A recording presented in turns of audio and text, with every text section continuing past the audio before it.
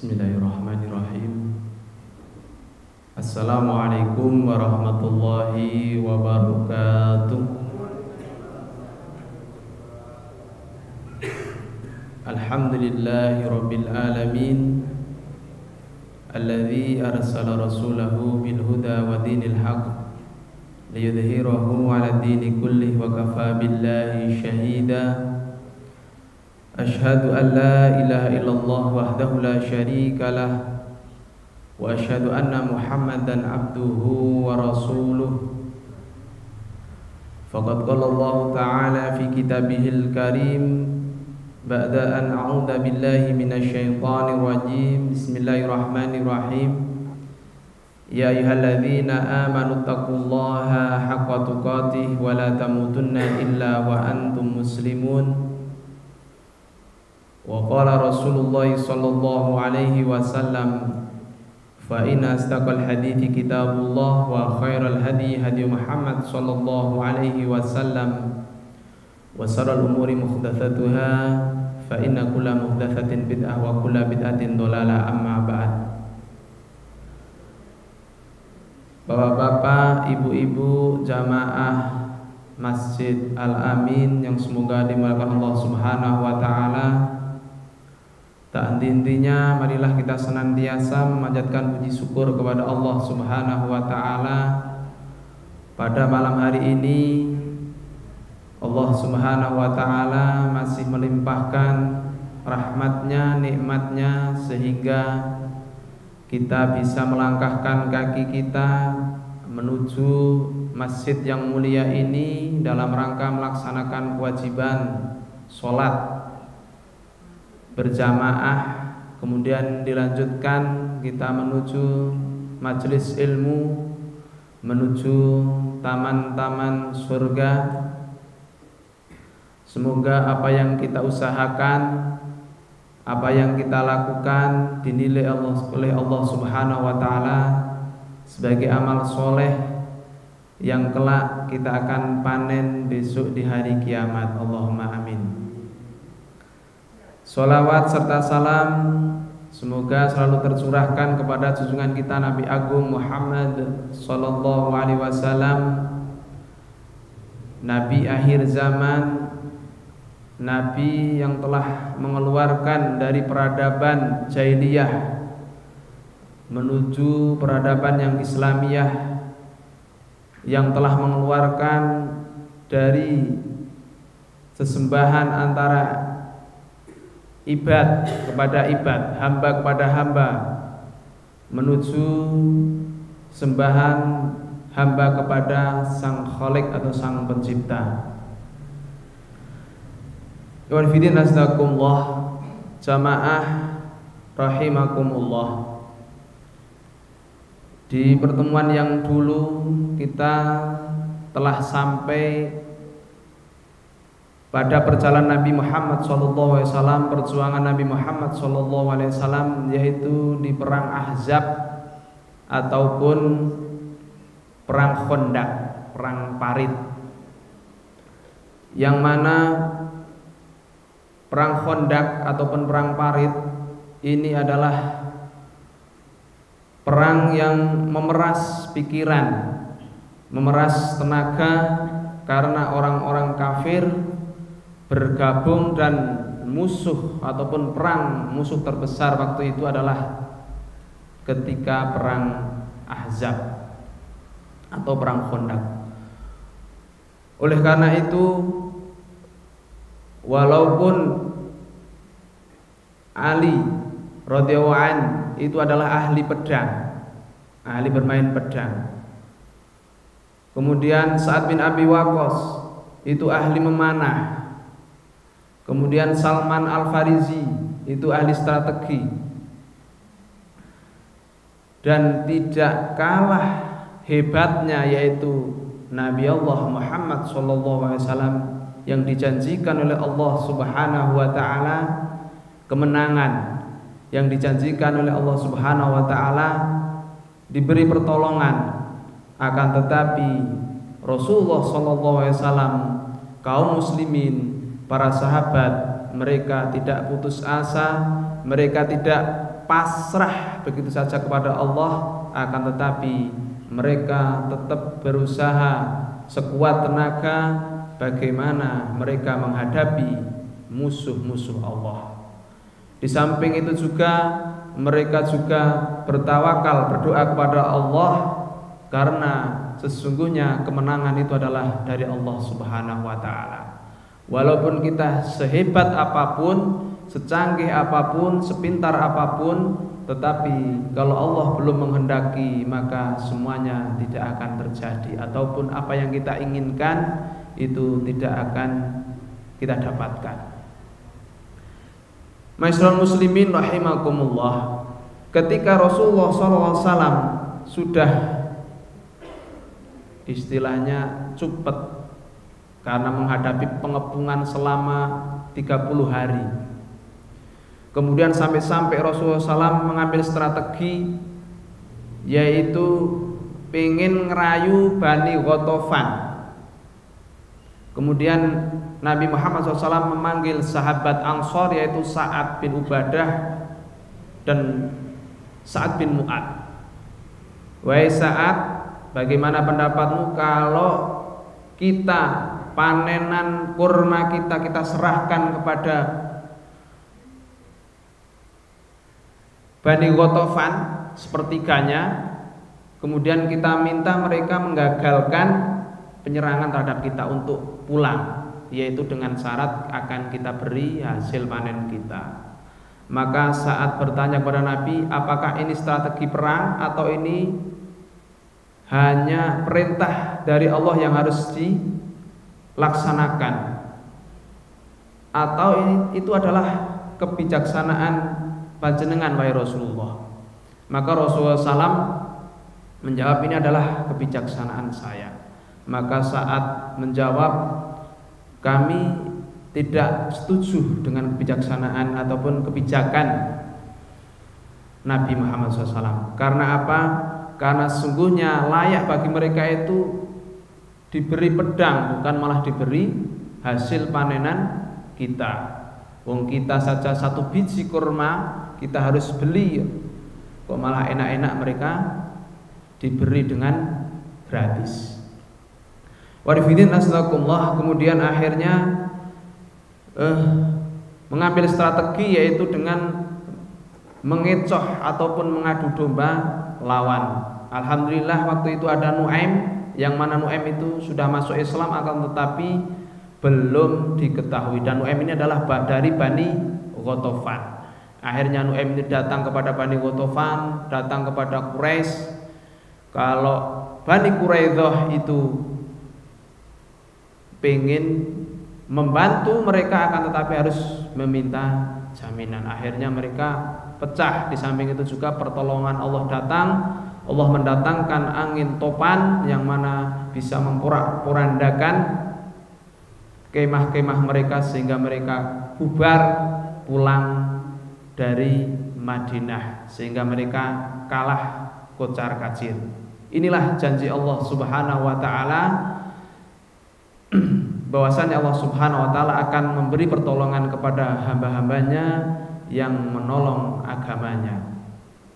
Wanifidin asdakumullah, di waktu genting ternyata Bani Quraidah itu berkhianat, yaitu karena kena bujukan rayunya Bani Nadir, yaitu pemimpinnya Bani Nadir, yaitu Huyai bin Akhtab. Sebenarnya sudah nggak mau, akan tetapi dirayu akhirnya mau berkhianat. Oleh karena itu, ketika perang Ahzab itu selesai, kemudian Rasulullah SAW bersama para sahabatnya itu pulang ke Madinah. Kemudian Nabi Muhammad SAW itu ketika waktu zuhur mandi di rumahnya istrinya Salamah, Ummu Salamah. Beliau didatangi malaikat Jibril. Wahai Rasulullah, wahai Muhammad, kenapa kamu meletakkan senjata kamu, padahal kami para malaikat itu tidak meletakkan senjata kami. Nah, saya atau kami harus kemana? Musuh kamu itu masih ada. Musuh kamu itu masih ada. Kenapa kalian atau kamu meletakkan senjata kamu? Sambil mengisyaratkan kami harus pergi kemana? Mengisyaratkan ke Bani Quraidah. Maka Nabi Muhammad SAW memerintahkan muadzin untuk menyeru kaum muslimin agar berkumpul. Kemudian Nabi Muhammad SAW memerintahkan kaum muslimin untuk berangkat ke Bani Quraidah. Rasulullah SAW bersabda, barang kalian harus mendengar dan taat, ya. Kalian tidak boleh sholat asar kecuali sampai di Bani Quraidah. Maka kaum muslimin secara berkelompok-kelompok, tidak bareng-bareng, ya, nih, kelompok 1, kelompok 2 datang ataupun menuju ke perkampungan Bani Quraidah. Ya. Ketika di perjalanan datang waktu sholat asar, ada sebagian kelompok terus, wah kita kan nggak boleh sholat asar kecuali sampai di Bani Quraidah. Kemudian ada yang kelompok lain, wah ini kita sudah masuk sholat asar, kalau kita nggak sholat nanti sampai Bani Quraidah nggak dapat sholat asar, mesti sudah maghrib.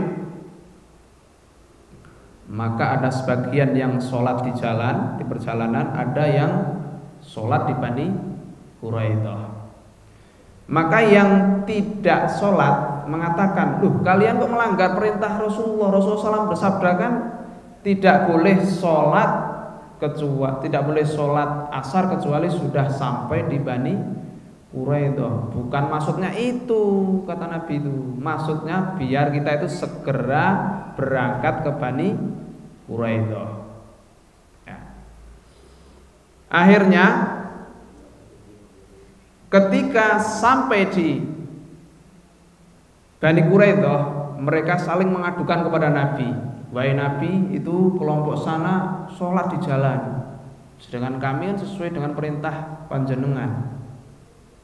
Kami ya sholat asarnya setelah sampai di Bani Quraidah walaupun sudah maghrib. Nabi cuman senyum, tidak menyalahkan yang nggak sholat dan tidak menyalahkan yang sholat di perjalanan.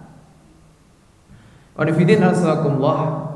Kemudian setelah sampai di Bani Quraidah, walaupun secara berkelompok, sampai sana jumlahnya ada 3.000 orang dan juga ditambah 30 penunggang kuda. Mereka mendekati dan mengepung benteng Bani Quraidah. Ya. Setelah Bani Quraidah ini tahu kedatangan Nabi Muhammad SAW dan juga kedatangan pasukan kaum muslimin, ya, mereka panik. Karena orang-orang Yahudi itu pengecut, ya, pengecut. Buktinya ketika mereka di perang Ahzab, ketika mereka mau menyerbu dari belakang nggak berani, beraninya cuman memberi bantuan logistik kepada kaum Quraisy dan Bani Ghatafan, nggak berani langsung. Akan tetapi Bani Quraidah ini punya persediaan makan, air yang penuh, ya, walaupun dikepung sebulan pun mereka tetap kuat, ya, tetap kuat. Nah, setelah dikepung bentengnya oleh Bani Quraidah, maka pemimpin mereka, ya, Ka'ab, ini menawarkan 3 tawaran kepada kaumnya. Yang pertama, wahai kaumku, kata pemimpin Bani Quraidah, ya, Ka'ab bin Asad ini, apakah kalian atau apakah kita mengikuti Muhammad saja dan beriman? Toh kita sudah yakin demi Allah kita itu sudah tahu bahwasannya itu Muhammad itu ya benar-benar Rasul, benar-benar Nabi, seperti yang dijanjikan dalam kitab Taurat, kitab kita yang biasa kita baca namanya di kitab kita. Dengan begitu, kalau kita masuk Islam, kita akan aman, harta kita aman, anak-anak kita aman, wis pokoknya nyaman. Istri-istri kita aman.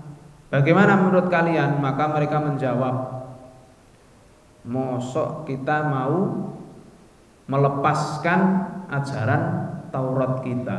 Jadi mereka itu sudah tahu kebenaran bahwasannya Nabi Muhammad itu adalah sebagai Rasul, akan tetapi karena gengsi mereka lebih yakin bahwasannya agama mereka, kitab mereka itu lebih tinggi, keturunan mereka itu lebih tinggi derajatnya, maka mereka tidak mau melepaskan agama mereka. Mosok kita akan melepaskan hukum-hukum Taurat.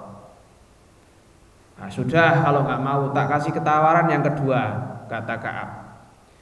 Mari kita bunuh anak-anak kita, istri-istri kita, kemudian kita hadapi Muhammad dan para sahabatnya sampai tetes darah penghabisan.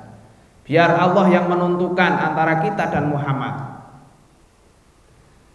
Jadi kita berperang kalau anak-anak kita sudah mati, tidak ada beban. Wah, itu tawaran yang kedua lebih serem, lebih ngeri. Kita nggak ada beban, wis ora mikir anak, ora mikir bojo, sepenting perang, menang atau kalah. Kalau kita menang, nanti kita cari istri lagi, kemudian kita mempunyai anak lagi.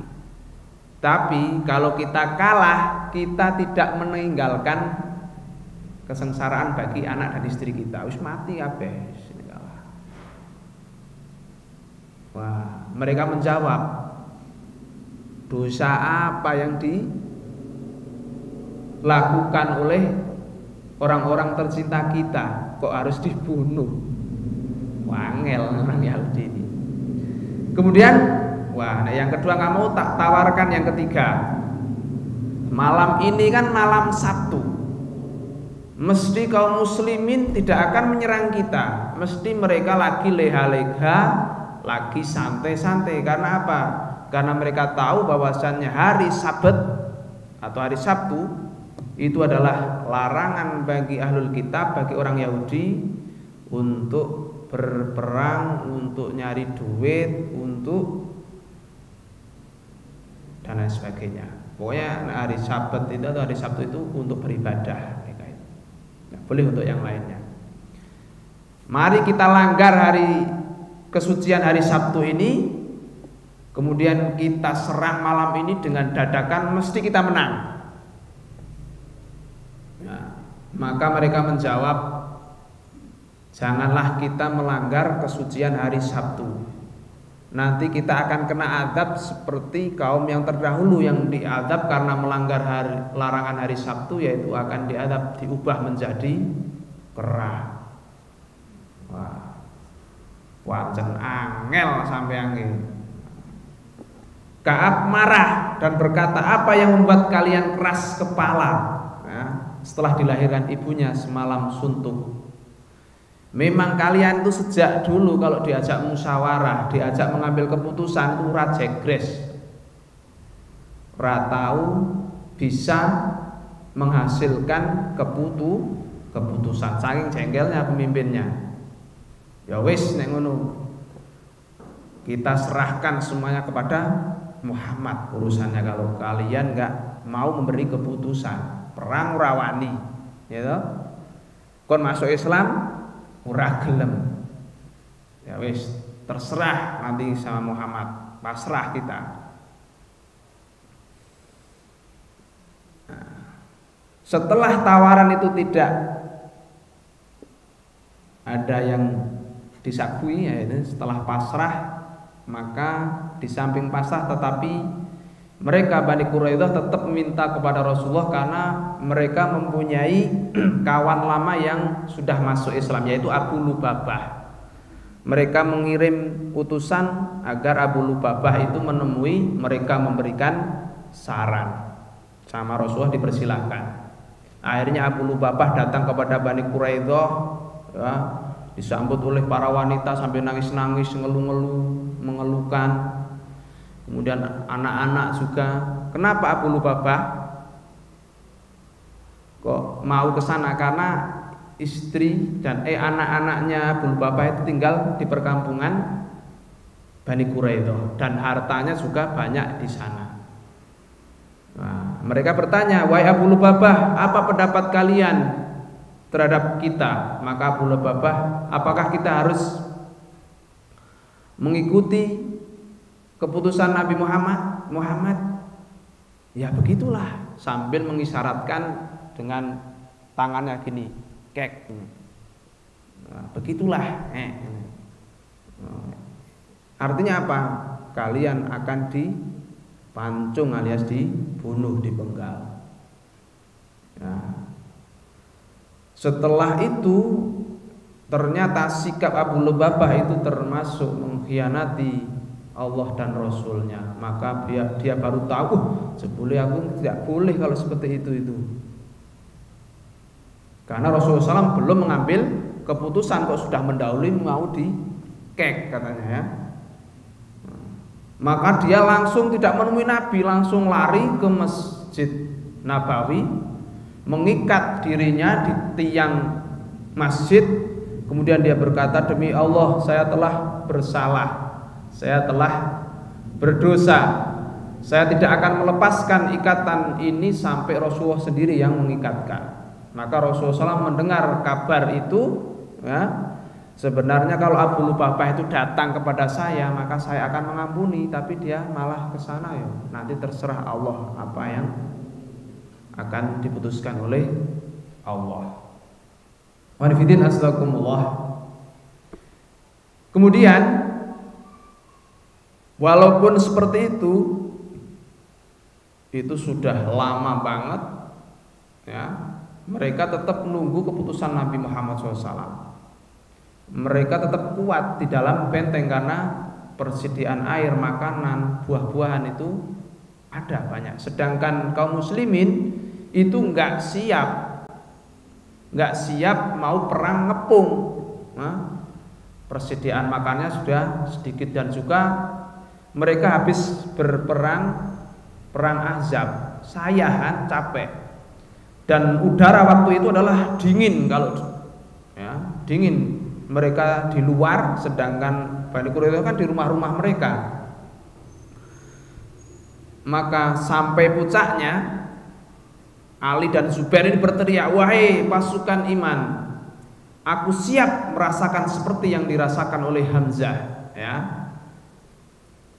Lebih baik aku membuka benteng mereka." Maka mendengar teriakan itu, orang-orang Bani Quraidah itu takut, ya, disusupi rasa takut. Wanifidin astagfirullah, akhirnya mereka nganut dengan putusan Nabi Muhammad SAW. Akhirnya Nabi Muhammad SAW menemui ataupun mereka ditemui bersama Rasulullah SAW, dan mereka meminta, karena dulu Aus, ya, suku Aus itu adalah teman ataupun sekutu dari Bani Quraidah. Maka Bani Quraidah meminta salah satu dari mereka untuk memberi putusan.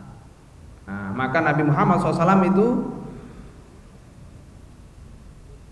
memilih Sa'ad bin Mu'adz, karena Sa'ad bin Mu'adz adalah pemimpin Aus. Waktu itu Sa'ad bin Mu'adz gak ikut dalam perang Bani Quraidah karena Sa'ad bin Mu'adz itu sakit.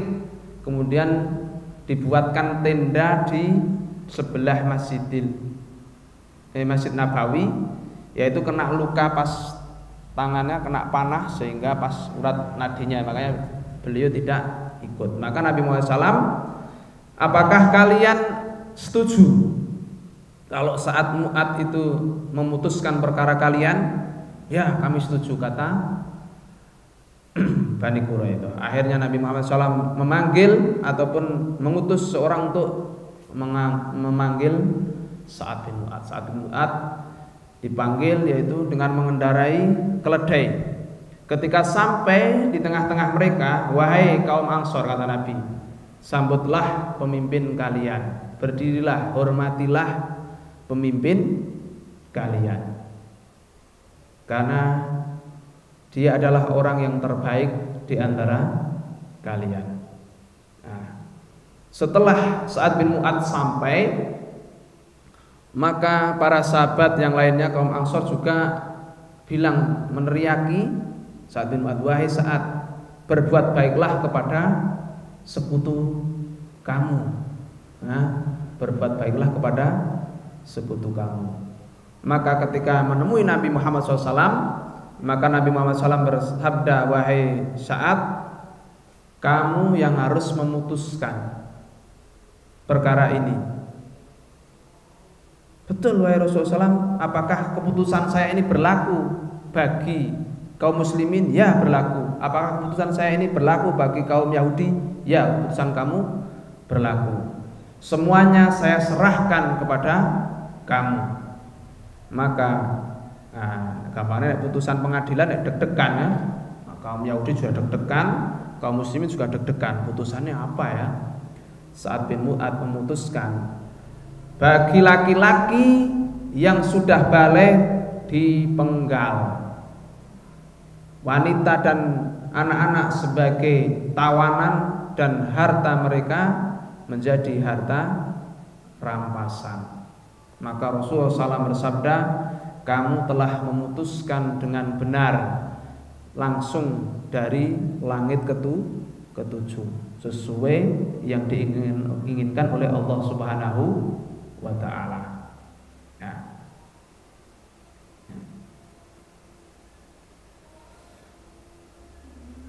Jadi keputusan Sa'ad bin Mu'adz ini sudah pas dan adil. Kenapa? Karena ternyata di samping Bani Quraidah itu berkhianat, Bani Quraidah sudah menyiapkan 1.500 pedang, bilah pedang, dan juga menyiapkan 2.000 tombak, dan juga menyiapkan 300 baju besi, dan juga 500 perisai ya, 500 baju besi atau 500 perisai untuk membinasakan ataupun menyerang kaum muslimin. Maka ini sudah tepat sekali keputusan yang diambil oleh Sa'ad bin Mu'adz.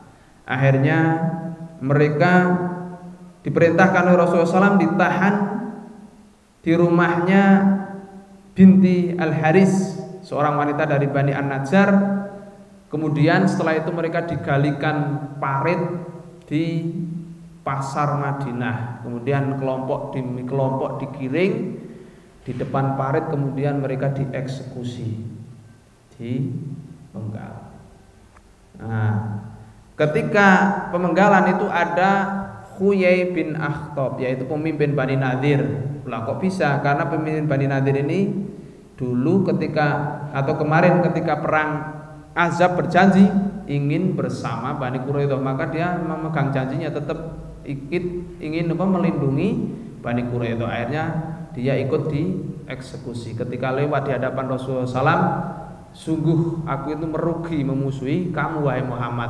Akan tetapi apa boleh buat, ini memang sudah takdir Allah. Di depan pemenggalan ataupun penjagalan, setelah itu gelundrung kepala ini hilang, ya, dipenggal ini. Wanifidin asalakumullah, jumlah orang Yahudi yang dieksekusi yaitu 600 sampai 700 orang. Nah ini ya, jadi ini hukuman bagi orang-orang yang berkhianat ya, karena ini memang membahayakan kalau berkhianat, karena dulunya sudah ada perjanjian tapi mereka berkhianat ya. Kalau Bani Nadir kan diusir, tapi kalau Bani Quraidah ini akhirnya dieksekusi, dipenggal mereka ya. Ini juga untuk membuat gentar musuh-musuh Allah, jangan main-main.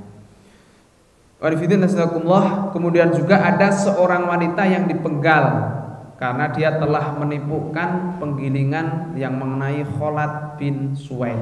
Jadi ketika pengepungan, wanita ini dari atas benteng ngebleki watu atau melemparkan batu penggilingan sehingga mengenai Khalid bin Suwaid. Makanya dia ikut juga di eksekusi. Manifidin astagfirullah. Kemudian juga ada beberapa orang yang tidak dieksekusi. Yang pertama yaitu Atiyah Al-Qurazi, karena mereka dianggap belum balik. Akhirnya dia masuk Islam kemudian menjadi sahabat yang baik. Kemudian yang kedua yaitu Thabit bin Qais meminta kepada Rasulullah SAW agar Az-Zabir bin Batok beserta keluarganya untuk diserahkan kepada Thabit bin Qais. Kenapa? Karena Az-Zabir ini pernah menolong keluarga Qais di perang Bu'ats. Maka Qais merasa mempunyai hutang, maka Qais ini Az-Zabir ini diminta agar tidak dieksekusi. Rasulullah SAW memberikan Az-Zabir ini kepada Thabit, akan tetapi Az-Zabir ini berkata, temukan saya dengan orang-orang yang dicintai. Setelah melihat orang-orang keluarganya, sahabatnya yang dicintai itu semuanya dieksekusi, maka Az-Zabir berkata, tolong permintaan saya, yaitu pertemukan dengan orang-orang yang saya cintai. Maka Thabit bin Qais langsung memenggal kepalanya. Pengen ketemu, kocok-kocok wis mati ayo dipenggal. Akhirnya anaknya Az-Zabir yaitu Abdurrahman bin Zabir dirawat oleh Thabit bin Qais dan akhirnya masuk Islam menjadi sahabat yang baik. Kemudian juga Rifa'ah bin Sanwal Al-Quraizi diminta Ummul Munzir Salma bin Qais An-Najariyah untuk diampuni, akhirnya juga masuk Islam. Nah, kemudian juga ada beberapa orang yang masuk Islam sebelum pengepungannya dan mereka aman. Kalau yang sebelum pengepungan sudah masuk Islam, mendengar Rasulullah SAW mau menyerbu, maka hartanya, keluarganya itu aman. Kemudian setelah itu Rasulullah SAW membagi harta rampasan setelah diambil seperlimanya, yaitu 3 bagian untuk penunggang kuda dan 1 bagian untuk pejalan kaki. Kemudian para tawanan, wanita dan anak-anak dibawa ke Najd, dijual di sana, kemudian dibelikan kuda dan senjata. Nah, Rasulullah SAW memilih Raihanah bin Amr bin Junafah, ya. Kemudian dimerdekakan pada tahun 6 Hijriah, dan Raihanah ini wafat ketika Nabi Muhammad SAW setelah haji wada. Itulah eksekusi yang dilakukan Rasulullah SAW terhadap Bani Quraidah, dan ada juga beberapa yang tidak dieksekusi. Peperangan ini atau pengepungan Bani Quraidah ini selama 25 hari, tepatnya yaitu bulan Dzulqa'dah tahun 5 Hijriah, ya. Setelah dikepung sebulan, ketika perang Ahzab gantian ngepung, dan itu aja enggak persiapan mau ngepung selama 25 hari, luar biasa. Jadi kehidupan para sahabat dan kehidupan Nabi Muhammad SAW itu ya adanya perang dan perang, ya, setelah hijrah itu. Kalau sebelum hijrah ya didolimi terus, setelah hijrah juga masih mau ditumpas, akan tetapi sudah mempunyai kekuatan, makanya membela diri. Maka apa saja yang bisa kita ambil pelajaran dari perang Bani Quraidah ini? Yang pertama yaitu boleh memerangi orang yang melanggar perjanjian. Jadi kalau kita sudah mempunyai perjanjian aman, damai, kemudian ada yang melanggar, maka boleh memeranginya. Nah, tentunya ini kalau kita sebagai negara. Nah, jadi kalau kita janji terhadap seorang melanggar kemudian diperangi, kan nggak mungkin, ya, nggak mungkin. Jadi ini perjanjian keamanan antara negara ataupun agama, ya. Jadi kalau sudah perjanjian damai kok kemudian mereka melanggar, maka boleh kita memerangi mereka. Kemudian boleh bertahkim dalam memutuskan perkara kaum muslimin, yaitu bertahkim itu adalah memutuskan hukum, ya, kita menunjuk seorang untuk memutuskan hukum, ya, boleh. Kemudian yang ketiga, boleh beristihad dalam masalah furu', yaitu seperti tadi bahwasannya sekelompok beristihad bahwasannya bolehnya sholat asar itu setelah sampai di Bani Quraidah. Kemudian yang kedua, beristihad bahwasannya kita itu boleh melaksanakan sholat asar itu di perjalanan, karena sesungguhnya Nabi Muhammad SAW itu memerintahkan kita untuk segera ke Bani Quraidah. Makanya ini pelajaran bagi kita bahwasannya kalau kita berbeda, kadang-kadang kita itu berbeda, ternyata perbedaan kita itu masih dalam furu', sehingga kita itu malah keliru, malah justru kita bermusuhan dengan saudara muslimin kita, ataupun kita menjauhi saudara sesama muslim, padahal ternyata itu masih dalam perkara ijtihad, dalam perkara furu', masih dalam perkara furu' ataupun khilafiyah, ya, khilafiyah.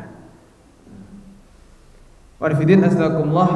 Kemudian yang selanjutnya, yang keempat, yaitu keyakinan kaum Yahudi terhadap kenabian Nabi Muhammad SAW. Tadi ketika ditawarkan bahwasannya memang kaum Yahudi itu sudah yakin ataupun percaya dengan kenabian Nabi Muhammad SAW, maka diceritakan dalam Al-Quran bahwasannya itu mereka itu mengetahui ciri-ciri Nabi itu bahkan lebih, ya, daripada cuman mengetahui anak-anak mereka.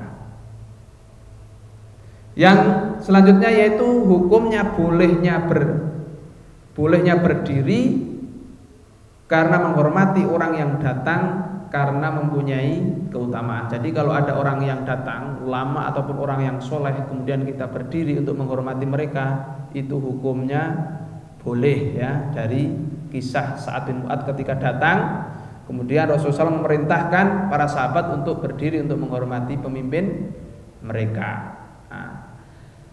Jadi berdiri yang tidak boleh itu adalah kalau kita terhadap orang yang mempunyai keutamaan, mungkin ulama ataupun orang yang soleh, tapi kita berdiri terus.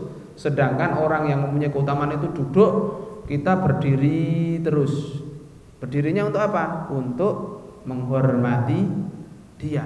Itu yang nggak boleh. Tapi kalau ketika datang kita menyambut, maka tidak apa-apa. Setelah itu kita duduk lagi. Kemudian juga ataupun berdirinya yang diperintahkan oleh ulamanya itu, seperti mungkin saya seorang syekh terkenal ulama, kemudian saya memerintahkan salah satu murid saya untuk mencium ataupun sujud terus di depan saya, nah itu yang enggak boleh. Atau suruh berdiri terus berdirinya dengan menunduk di depan saya, nah itu berdiri yang tidak boleh, ya. Karena apa? Karena berdirinya atau dia menginginkan orang itu berdiri untuk menghormati dia. Nah, jadi kalau apa? Berdirinya itu memang yang diinginkan orangnya, nah, itu yang tidak boleh, ya, tidak boleh. Itu diantara ibrah atau pelajaran fikih sirahnya dari perang Bani Quraidah. Sekarang keutamaan Sa'ad bin Mu'adz. Kenapa toh Sa'ad bin Mu'adz sampai sama Rasulullah SAW itu ditunjuk menjadi hakimnya kaum Yahudi Bani Quraidah, ya. Keutamaannya siapa? Ya. Yang pertama, bahwasannya, ya, Nabi Muhammad SAW memberikan kepercayaan kepada Sa'ad bin Mu'adz untuk mengambil keputusan. Ini sudah berarti mempunyai keutamaan sendiri. Kemudian yang kedua juga Rasulullah SAW memerintahkan orang-orang Ansor untuk berdiri ketika Sa'ad datang. Berarti ini Sa'ad bin Mu'adz memang punya kelebihan.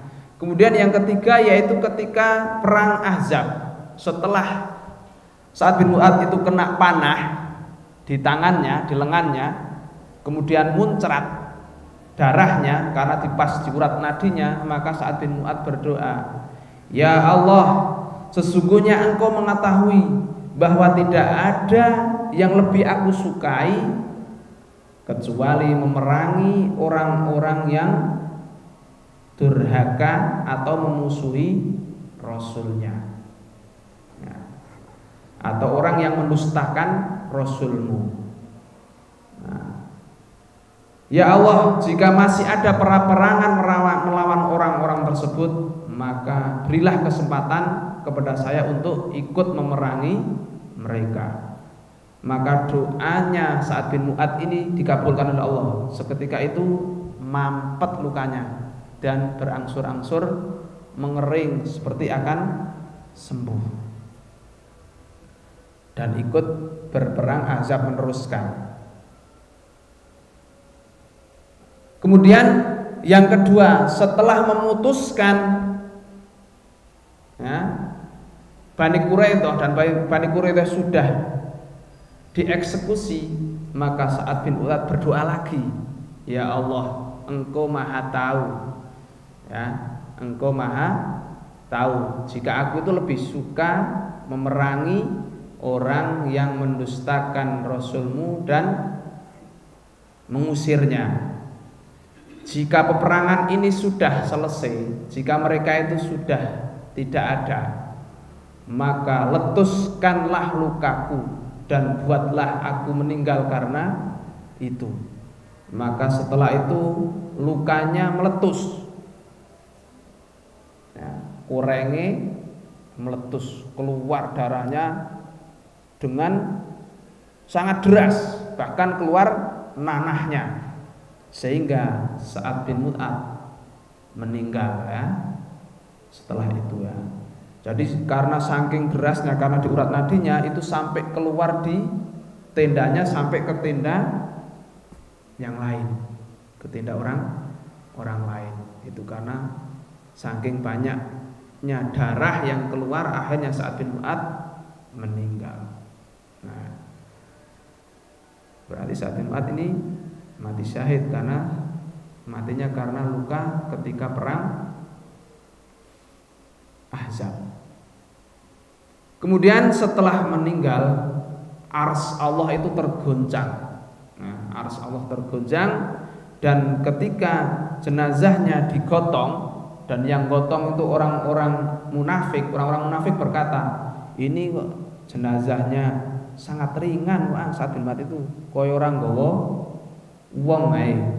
Maka Rasulullah SAW bersabda, "Ketahuilah bahwasannya malaikat telah membawanya." Jadi sing gotong itu para malaikat. Masya Allah, jenazahnya sing gotongnya para malaikat, sehingga orang-orang yang menggotong rasanya enteng teman lagi. Walifidin azakumullah, itulah kelebihan ataupun keutamaan Sa'ad bin Mu'adz. Walifidin azakumullah, alhamdulillah perang Bani Quraidah telah selesai, tidak seperti perang Ahzab Perang Ahzab memang sangat luar biasa. Jadi kalau perang Bani Quraidah adalah perang urat saraf, jadi tidak sampai mengeluarkan tenaga untuk berperang, tetapi perlu pemikiran yang luar biasa karena pengepungan dan juga mendatangkan rasa gentar, takut pada musuh. Manfidin astagfirullah, cukup sekian pertemuan pada malam hari ini. Kita tutup dengan bacaan hamdalah, alhamdulillahirabbil alamin, subhanakallahumma wa bihamdika asyhadu alla ilaha illa anta astaghfiruka wa atubu ilaik. Kurang lebihnya mohon maaf. Billahi taufik wal hidayah. Wassalamualaikum warahmatullahi wabarakatuh.